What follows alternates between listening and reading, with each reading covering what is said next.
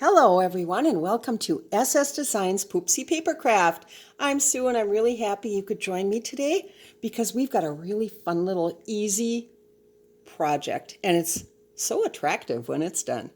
All right, but first before we begin, I'd like to give a shout out to Annie V, Sharon S, and Linda. You make me laugh every day. And Ava P for suggesting some tutorials, and Charmaine B. You know why.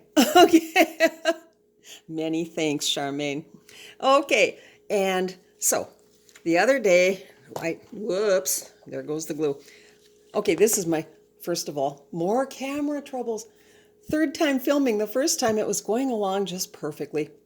And I meant to put it on pause while I ran up to the sewing machine for a little bit that I had to do.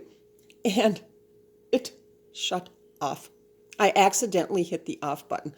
Oh, start all over again. The next one, I thought, oh, this looks like a good one. But I forgot an embossing folder and what I was going to do with it. And then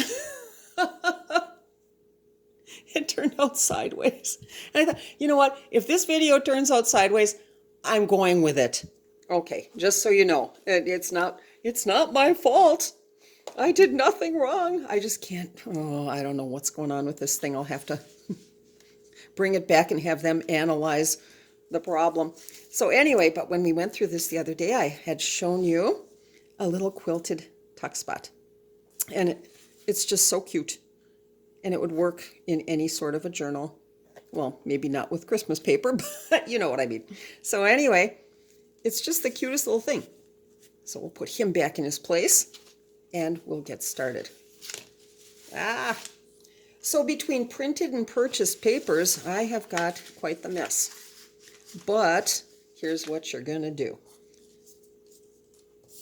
In order to end up, with a pile of scraps, we'll start right here. Where is my paper trimmer?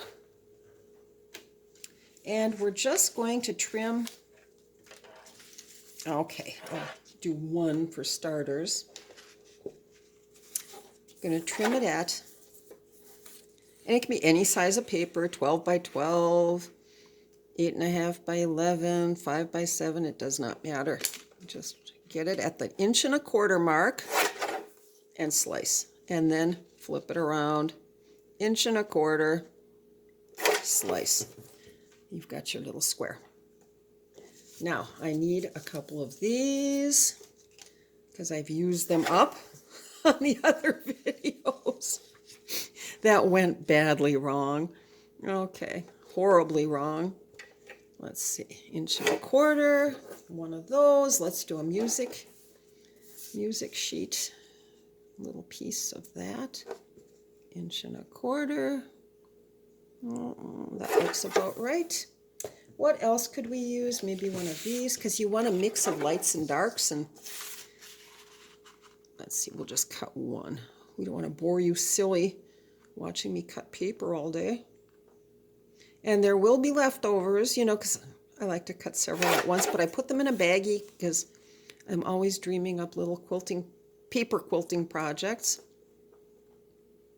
There we go. Okay, that ought to, oops, let me see. Oh, I think I need one more green plaid. So it's just a variety of papers.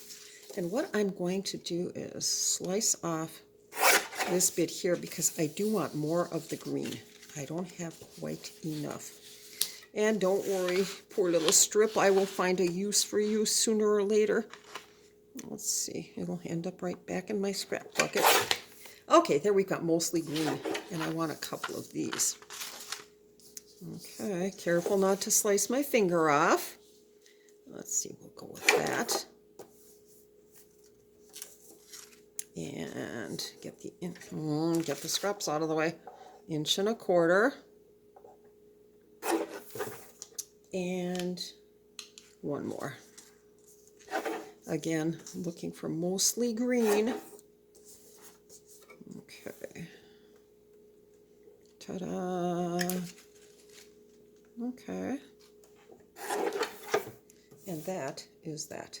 Now, your next step is just, well, first of all, get the mess out of the way. And, oh, I can see my camera orientation changed while I was working there. I'm still hoping, usually if it starts off in landscape, it stays in landscape, but the way it's been behaving lately, I have no clue. So I'm just, if it comes out, portrait orientation, so be it. Next step. I can't just keep filming this over and over again. How I would like to, but I can't. Cheap copy paper. That's all it is. It's not the good stuff that I use when I'm printing out pages for journals or even printing out these papers. This is of a much finer quality. And it's a brighter white. It's a more, it's got a silkier feel, and it's a little bit heavier. So that's the good stuff. This is just, well, I mean, you could use it, but why? Why waste it? It's never going to be seen. I've already done one, but we'll just start with a straight edge on both sides. Then you just start to play. And you want, as I mentioned, a mix of lights and darks. Oh, let's see. Let's do that one. And these are all festive Christmas papers. Do a little red. So we've got a dark, a light, and a darker one. Then, what could we put here? Oh, now you want another lighter one. And something darker in the center. And here's a pretty Christmas floral. And then another lighter one. So just make sure you have a variety of darks and lights and along the same color way. Well, not necessarily. It could be quite a difference in colorways, but just play and have fun. So anyway, that's that, and I think we'll use this rustic dot right here. And yeah, no, we don't want a light there, but it's not really. Let me see. Where was it? This one. It doesn't read as big deal. I like it. I like it. So what I'm going to do is glue this down, starting with the upper left-hand corner. And we'll try not to mess up my design. That happened in one of the videos too. Oh, it never fails. Okay. Come on, glue. There we go. Just a little dab in the center, and then I just kind of smear it around. Okay, and get it right in that corner. Right in the upper left corner. And get it straight on both sides, if possible. Then I think we had this one next. You could also use a glue stick. It doesn't matter. Okay.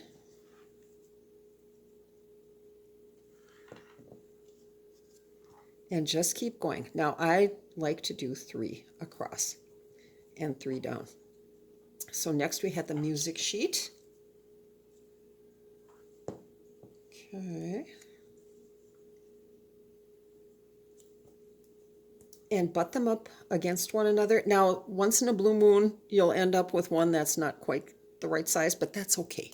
That's okay. I just kind of play with it, and you can overlap a little bit because there are several more steps in the process, but they're all very easy and fun. So next we had another light, which is this one, this little starburst. This was a purchased paper from many a year ago. And right there. Okay, almost done with this step. Did we have it going this way or that? I think we're going to go like that. Yes. Okay. Whoops, this one's not lining up exactly. I just noticed that now. Pull it over just a bit. There we go. And straighten that one out. Very good. Okay, next we had the dots.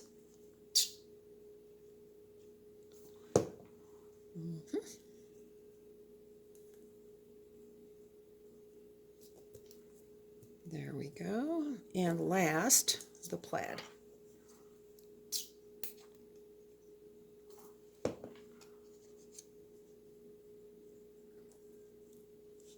Oops.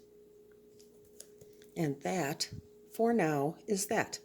Now what I'm going to be doing is going up to my sewing machine and stitching with a zigzag stitch down the rows and columns. I'm just so I don't hit the stop button accidentally, I am going to put it on pause and hope for the best. And through the magic of live television, here I am. So, next step is, well, first we'll go through this. As you can see, I zigzagged down the rows and columns, and I didn't even stop on, as I was going around, but it doesn't matter. You can do that because in the next step, that all gets trimmed off. Now, I like to go just a little ways in. I've got my metal ruler and my craft knife. This is a weapon in my hands. And the victim is always me. But anyway, one cut has finally healed, but it's always an adventure. Okay, carefully trim that off. You could use your paper trimmer. That's usually quite a bit safer. But so you're not seeing any of that. Okay. And this is a good chance to square up any wonky edges or anything like that. Just a little bit, just a sliver, and just a sliver to get the loose threads off and all of that nonsense. So next, we determine where, if you're making a bunch of these just for future journals or whatever, well, you could leave it square. It doesn't matter. But I like to kind of clip the edge with my, I think that's a 1/2-inch corner rounder. So if you're just working on one journal at a time and just making this for fun for one journal, where's the page? Okay, as you can see on this one, because it's in the lower right corner, I've clipped the upper left corner. Now, if I were to place it, for example, on the left hand page, oh my goodness, my craft knife didn't quite get rid of that thread, but you know what? I have to take it up to the sewing machine in a minute. I will clip that off with a scissor. There we go. Okay, if you were going to, for example, put it on a left hand page, what I would do is clip the upper right corner. And we're going to just do that little thing. Okay, so far so good. We've got it pasted, stitched, and now I'm going to take it up to the sewing machine and stitch around the perimeter. Again, I'm going to put it on pause, I hope. Whoops. And I'm back once more, this time with my big shot. The step I forgot the last time around. So far what we have done is we cut up our little squares. We pasted them onto a sheet of paper. We stitched with zigzag and straight stitch. Oh, there you can see at the back. So you've got a straight stitch around the edge, and that'll hold most of your zigzag stitches neatly in place, as will the next step. And for that, and this makes it look all the more quilty. So I just took an embossing folder, doesn't matter what kind, any kind will really do. I placed it right in the center. Whoops, and I've got a little, oh well, big deal. I'm not going to worry about it. Got enough to worry about if this video turns out all right. because I don't want it. I don't know why my Big Shot's been making that goofy noise lately. I have no idea. So I'm removing the well-worn sort of die adapter, and I'm using the main big plate and 2 of the smaller plates, and they are well worn. Time to go back to Amazon and buy some more. So I'm slipping this between, if you're unfamiliar with die cutting, and let me get this out of the way so I can move this a little further this way. Okay. If you're unfamiliar with die cutting or embossing, you take one plate, you slip the folder with the little project inside in between the 2 plates, and now I'll probably knock over the camera. Gee, I hope not. Oh, golly. Oh, boy. And now why is this so tight? Come on. Normally, well, I know why, because it's 2 sheets of paper, it's 2 layers of paper at least. Oh, come on, please give me a small break. Pop. No harm done, except maybe to your eardrums. Okay. You don't need to do this step. But it just makes it look so pretty.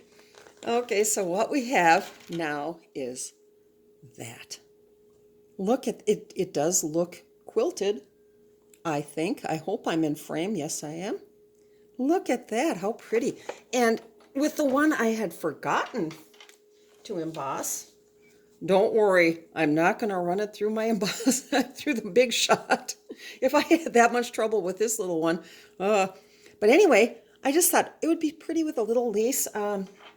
Let's just stick that on a page. Here's a blank page.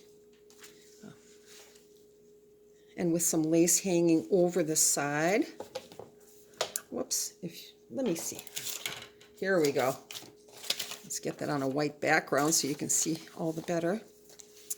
But that's how that would work. How cute is that? And even though this is just something long and skinny, a bookmark, we'll just stick it in there just for show. Cute. So I hope you give it a try. I hope there weren't too many foibles in the video. Well, there always are. Whoops. When I snort, when I laugh, it's a sign I'm getting giddy, and the time has come to say goodbye. So many thanks to those of you who stuck around and give it a try. This is just way too much fun. When I'm up in my craft room and have all the room in the world to do this stuff, I have all the room in the world except to film. I don't have room for all my big lights and whatnot. So, anyway, you don't need to hear my troubles. I'm ready to say goodbye. See ya.